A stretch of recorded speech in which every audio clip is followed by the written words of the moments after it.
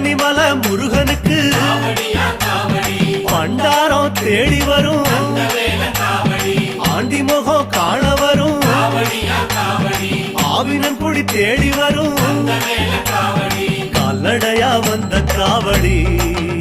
இது தேடுவது கந்தன் காலடி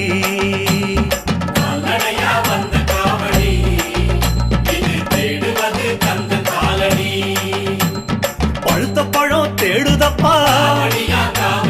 பாலதண்ட பாணி கேட்ட நல்ல முத்து வேலனுக்கு ஞான பழம் கேட்டு வரும்